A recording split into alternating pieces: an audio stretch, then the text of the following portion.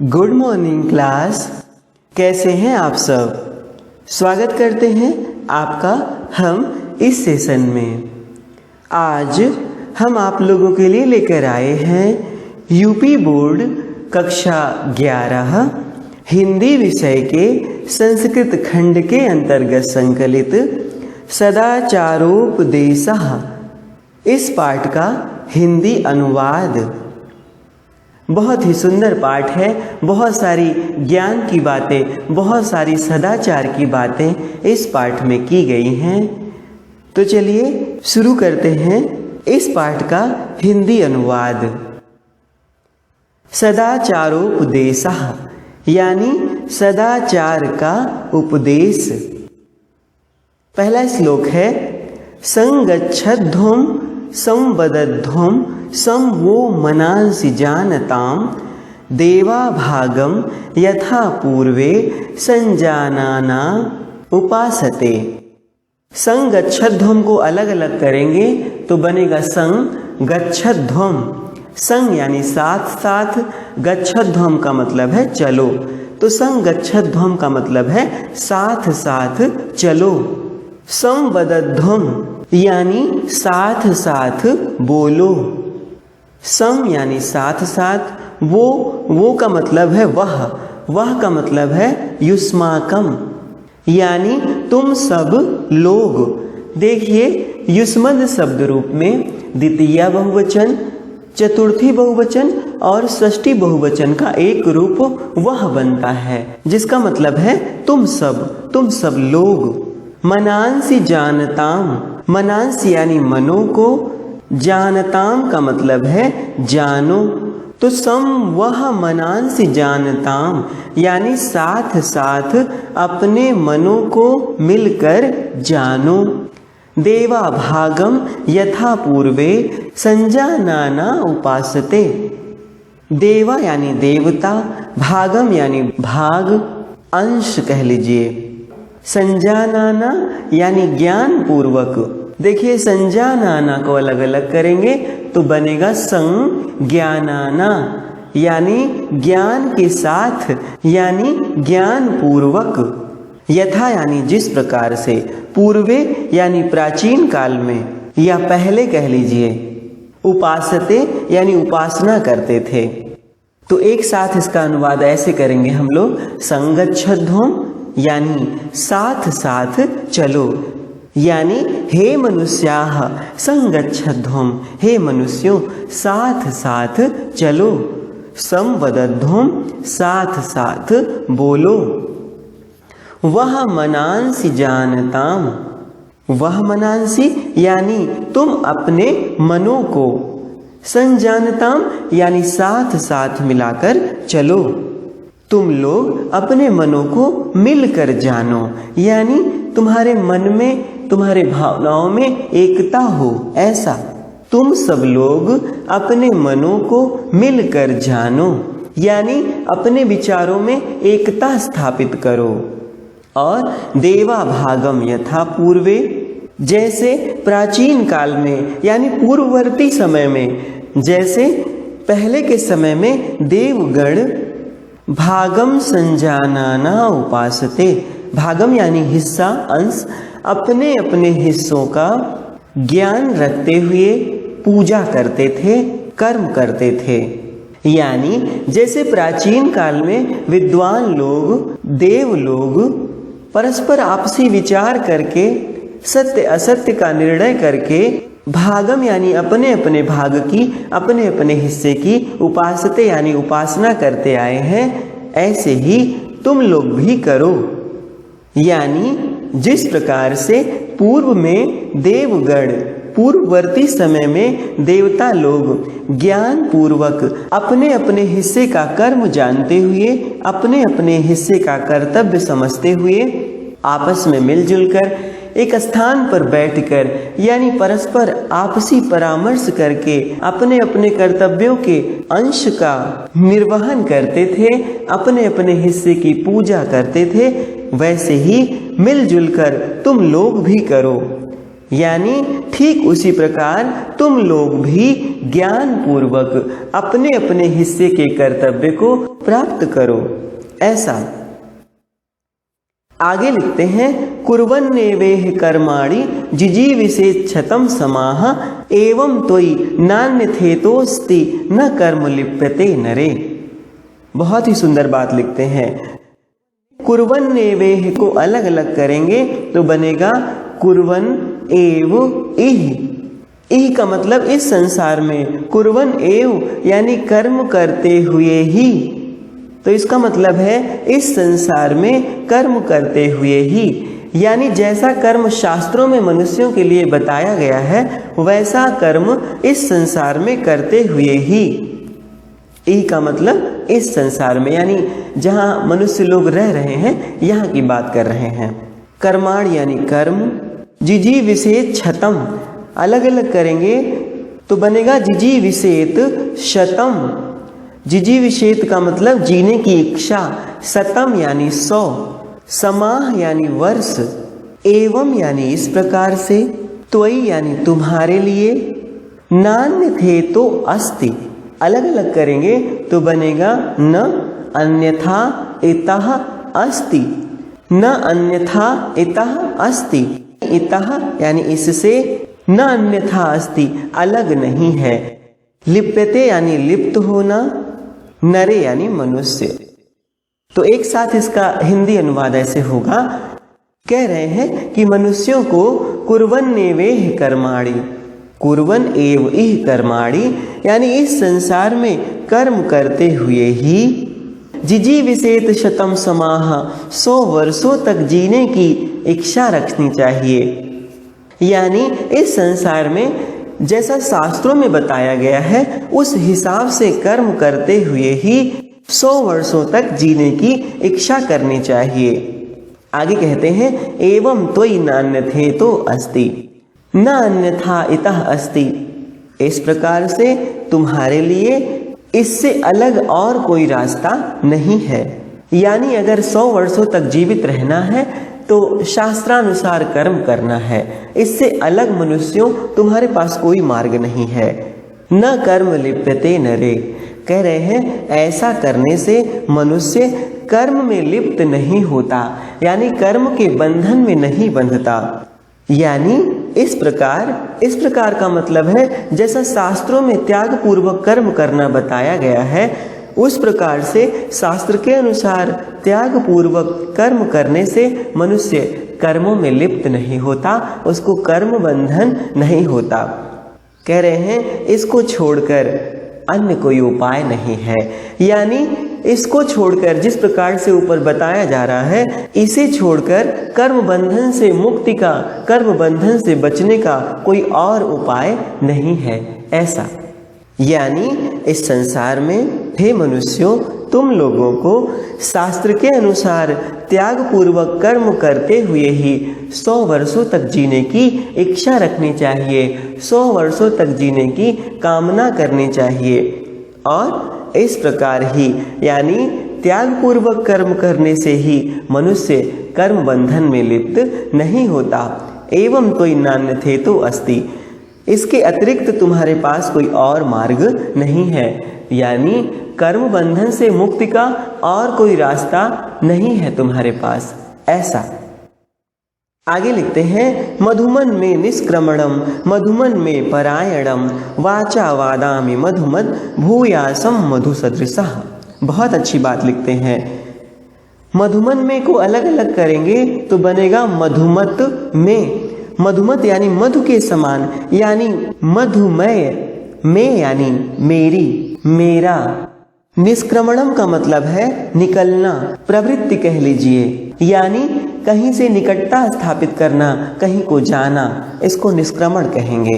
परायणम, परायण का मतलब होता है दूर हटना, यानी कहीं से संबंध तोड़ना, किसी से संबंध तोड़ना, या कह लीजिए निवृत्ति।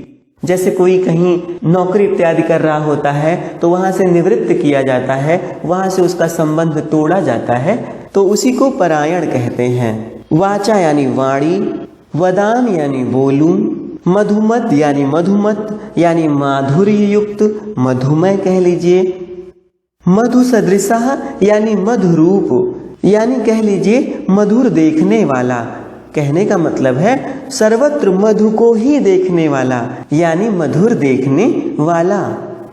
तो कहते हैं कि मधुमत में निष्क्रमणम मधुमत, मेरा निष्क्रमण मधुमत हो, माधुर्य युक्त हो। कहने का मतलब है मेरा निष्क्रमण यानी किसी व्यक्ति के निकट जाना, मित्रता करना, ये मधुमत हो। कहने का मतलब मेरी जो प्रवृत्ति हो लोगों से मिलने की, उनसे बात करने की, वो मधुमय हो, यानी मेरे संबंध मधुर हो। ऐसा कितनी अच्छी बात लिखते हैं, यानी किसी के साथ मित्रता मैं करूं तो वो मधुर हो, यानी आपसी संबंध मधुर हो। और मधुमत में परायणम, और मैं कहीं से परायण करूं, मेरी जो निवृत्ति हो वह भी मधुमत हो, यानी मेरा किसी से दूर हटना, मेरा किसी से संबंध तोड़ना भी मधुर युक्त हो, मधुमय हो, यानी माधुर्य से भरा हुआ हो। कहने का भाव है कि मैं किसी से संबंध विच्छेद भी करूं, मेरा कहीं संबंध विच्छेद भी हो तो वह भी मधुमय हो, लड़ाई झगड़े के साथ मेरा किसी से अलगाव ना हो। और वाचा वदामि मधुमत, और जब मैं बोलूं तो मधुमत बोलूं, मधुरता से युक्त वाणी बोलूं, मधुमय बोलूं, मैं मीठी बोली बोलूं, ऐसा। और भूयासम मधु सदृशा, और मैं मधुरूप हो जाऊं। कहने का मतलब है मैं सर्वत्र मधुर देखने वाला हो जाऊं, सर्वत्र मधु को ही देखने वाला हो जाऊं, ऐसा। कहने का भाव यह है कि मेरे कारण, मेरी वजह से कहीं पर कटुता ना उत्पन्न होने पाए, सर्वत्र मधुरता ही रहे, मेरे सबसे संबंध मधुर हो, और मेरा किसी से संबंध विच्छेद हो तो वह भी मधुर हो। इस प्रकार समझें। आइए अगले श्लोक की ओर चलते हैं। अगला श्लोक है आचाराल लभते ह्यायुराचाराल लभते श्रियम आचारात् कीर्तिमाप्नोति पुरुषः प्रेत्य चेहे च। देखिए पुरुषः का मतलब है मनुष्य, तो इसी मनुष्य के लिए सारी बात कही जा रही है। आइए देखें। देखिए आचार लभते को अलग अलग करेंगे तो बनेगा आचारात लभते। आचारात यानी सदाचार से, लभते यानी मिलता है, प्राप्त होता है। देखिए ह्यायुर आचार लभते को अलग अलग करेंगे तो बनेगा ह्यायु आचारात लभते। ह्यायु को अलग अलग करेंगे तो बनेगा ही धन आयु। ही यानी निश्चित रूप से, आयु यानी आयु को। और आगे है आचाराल लभते, यानी आचारात लभते। श्रियम बोलते हैं लक्ष्मी को, धन को। कीर्तिम आपनोति को अलग अलग करेंगे तो बनेगा कीर्तिम आपनोति।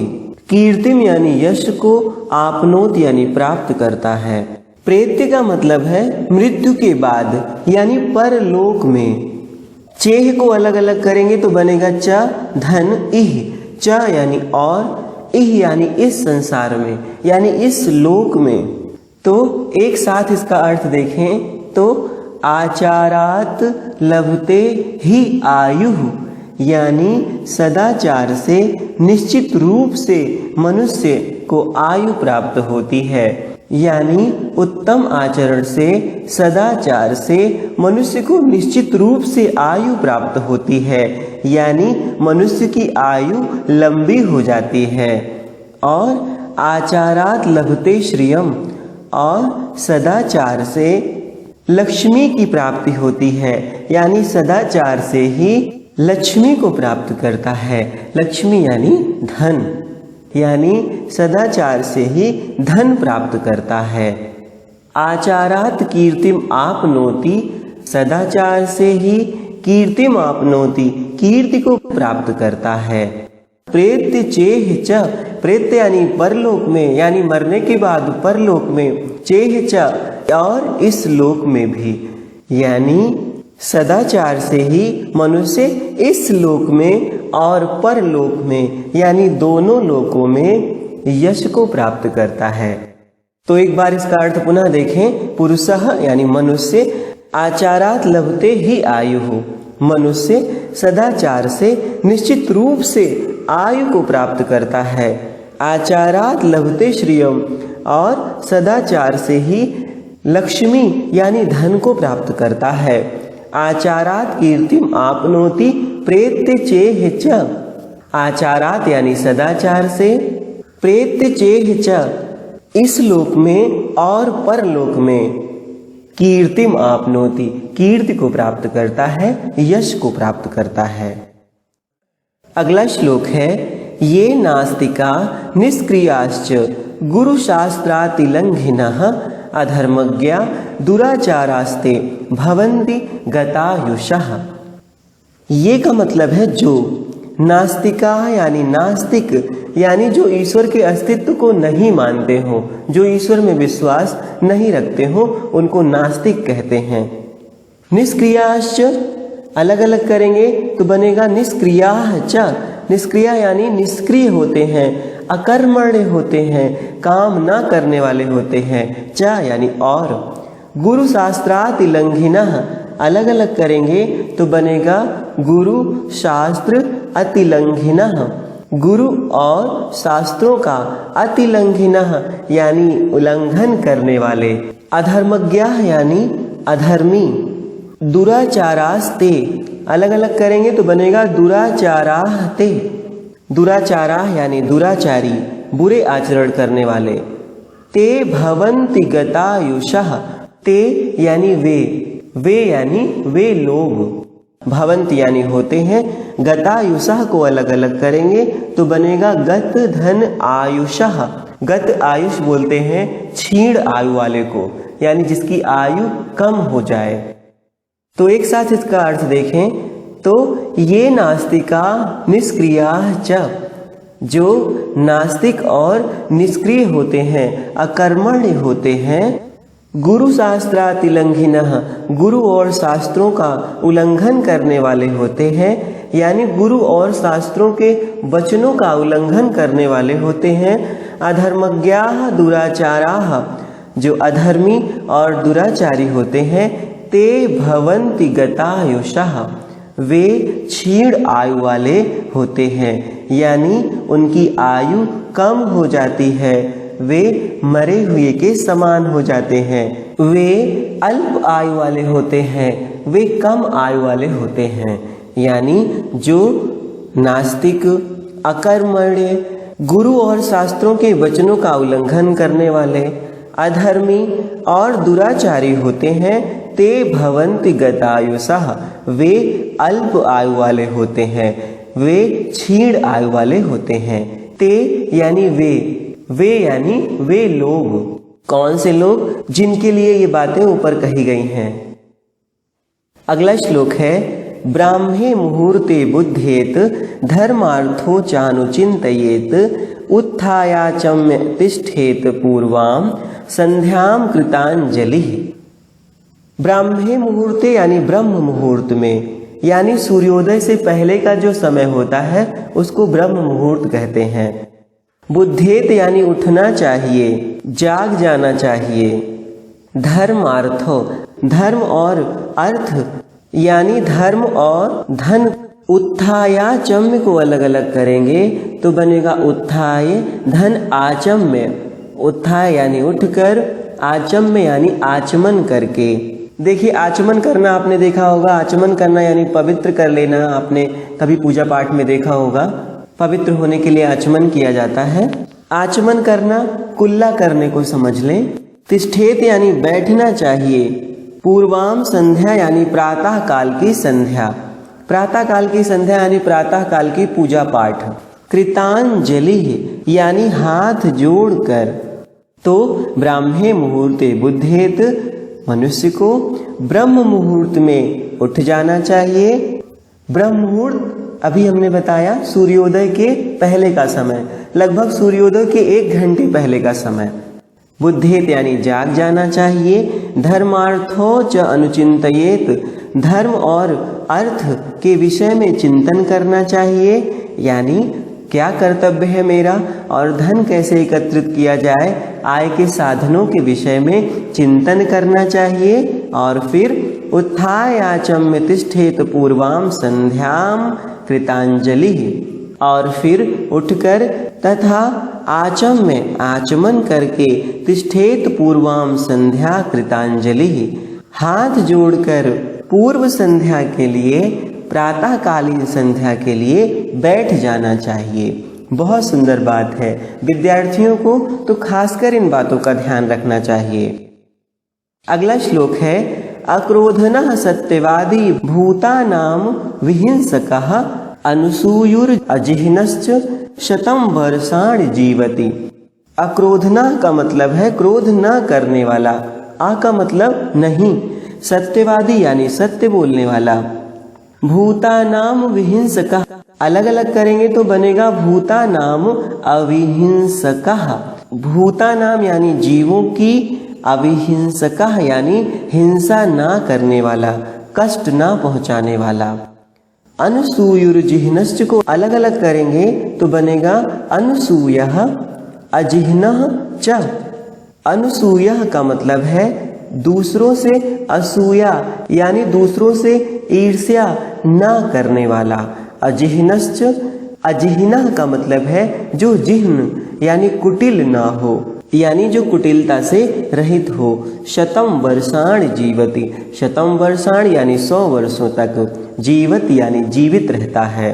तो कहते हैं अक्रोधनः यानी क्रोध ना करने वाला, सत्यवादी सदैव सत्य बोलने वाला, भूतानाम अविहिंसकः और प्राणियों को, जीवों को कष्ट ना देने वाला, जीवों की हिंसा ना करने वाला। अनुसूयः अजिह्नः च और दूसरों से ईर्ष्या ना करने वाला, दूसरों के गुणों में द्वेष ना देखने वाला, तथा कुटिलता से रहित। चा का अर्थ हम पहले लेंगे, और कुटिलता से रहित यानी जिसको बहुत दांव पेच आते हैं उसको कुटिल बोलते हैं। कुटिलता से रहित यानी सरल चित्त वाला, सरल मन वाला। शतम वर्षाण जीवति, वह मनुष्य 100 वर्षों तक जीता है, यानी वह दीर्घ आयु वाला होता है। अर्थात क्रोध ना करने वाला, सदा सत्य बोलने वाला, भूतानाम अविहिंसकः जीवों की हिंसा ना करने वाला, अनुसूयः अजिह्नश्च, अनुसूयः अजिह्नः च और दूसरों से ईर्ष्या ना करने वाला, तथा कुटिलता से रहित यानी जो सरल मन वाला हो, वैसा मनुष्य शतम वर्षाण जीवति, 100 वर्षों तक जीता है, यानी दीर्घ आयु को प्राप्त करता है, ऐसा। अगला श्लोक है अकीर्तिम विनयो हन्ति हत्य अनर्थम पराक्रमः हन्ति नित्यम क्षमा क्रोधम आचारो हन्ति लक्षणम। तो अकीर्तिम का मतलब होता है अपयश को, विनयो यानी विनम्रता, हन्ति यानी नष्ट करती है, हन्ति अनर्थम पराक्रमः। हन्ति अनर्थम को अलग अलग करेंगे तो बनेगा हन्ति धन अनर्थम यानी अनर्थ का नाश करता है, नित्यम यानी सदा। क्रोधमाचारों को अलग अलग करेंगे तो बनेगा क्रोधम आचारः, क्रोध बोलते हैं गुस्से को, आचारः यानी सदाचार। हन्त्यत लक्षणम अलग अलग करेंगे, इसे अलग अलग करेंगे तो बनेगा हन्ति धन अलक्षणम। हन्ति यानी नाश करता है, अलक्षणम यानी दोषों को, बुराइयों को, बुरे लक्षणों को। तो देखिए बहुत अच्छी बात लिखते हैं, अकीर्तिम विनयो हन्ति यानी अपयश को विनम्रता नष्ट कर देती है। कहने का मतलब है विनय अपयश का नाश कर देती है। हन्ति अनर्थम पराक्रमः और पराक्रम यानी पुरुषार्थ या कह लीजिए बल, यानी कोई अनर्थ होने वाला हो तो वहाँ अगर पराक्रमी मनुष्य हो तो वो अनर्थ टल जाता है। हन्ति नित्यम क्षमा क्रोधः, क्षमा सदैव क्रोध को नष्ट कर देती है, यानी क्षमा करना क्रोध को सदैव नष्ट कर देता है। और आचारो हन्ति अलक्षणम और सदाचार समस्त बुरे लक्षणों का नाश कर देता है, समस्त अशुभों को नष्ट कर देता है, ऐसा। यानी विनम्रता अपयश को नष्ट कर देती है, पराक्रम अनर्थ को नष्ट कर देता है, यानी विपत्ति को नष्ट कर देता है।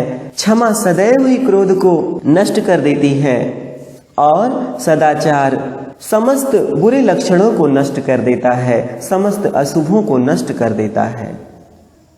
अगला श्लोक देखें। अभिवादनशीलस्य नित्यं वृद्धोऽपि सेविनः चत्वारि तस्य वर्धन्ते आयुर्विद्या यशो बलम्। अभिवादनशीलस्य यानी अभिवादन करने की आदत वाला, बड़ों को प्रणाम करने वाला। नित्यम यानी सदैव। वृद्धोपि सेविनः को अलग अलग करेंगे तो बनेगा वृद्ध धन उपसेविनः यानी वृद्धों की सेवा करने वाला। चत्वार यानी चार, तस यानी उसका, वर्धन्ते यानी बढ़ जाते हैं। आयुर्विद्या को अलग अलग करेंगे तो बनेगा आयु विद्या। ऐसे मनुष्य की चार चीजें बढ़ती हैं, क्या क्या? आयु, विद्या, यश और बल। यानी अभिवादन करने की आदत वाले, अपने से बड़ों को प्रणाम करने वाले, नित्यम वृद्धोपि सेविनः और नित्य बुजुर्गों की सेवा करने वाले की आयु, विद्या, यश और बल, ये चार चीजें उसकी बढ़ जाती हैं। ऐसा ये विद्यार्थियों के लिए ये भी बहुत महत्वपूर्ण श्लोक है। अगला श्लोक है वृत्तम यत्नेन संरक्षेद वित्तमायाति याति च अच्छीणो वित्ततः क्षीणो वृत्ततस्तु हतो हतः। बहुत ही अच्छी बात लिखते हैं। वृत्तम यानी चरित्र की, यत्नेन यानी यत्न पूर्वक यानी भरसक प्रयास से, संरक्षेद यानी संरक्षण करना चाहिए, रक्षा करनी चाहिए। वित्तमायाति को अलग अलग करेंगे तो बनेगा वित्तम आयाति याति च। आयाति यानी आता है, याति यानी जाता है। अच्छीणो यानी अच्छीणः यानी हानि न होना। वित्ततः यानी धन के, क्षीण यानी नष्ट होने से। वृत्ततस्तु को अलग अलग करेंगे तो बनेगा वृत्ततः धन्तु यानी किंतु चरित्र के। हतो हतः का मतलब है हतः हतः यानी मरे हुए के समान। तो एक साथ अर्थ लेते हैं।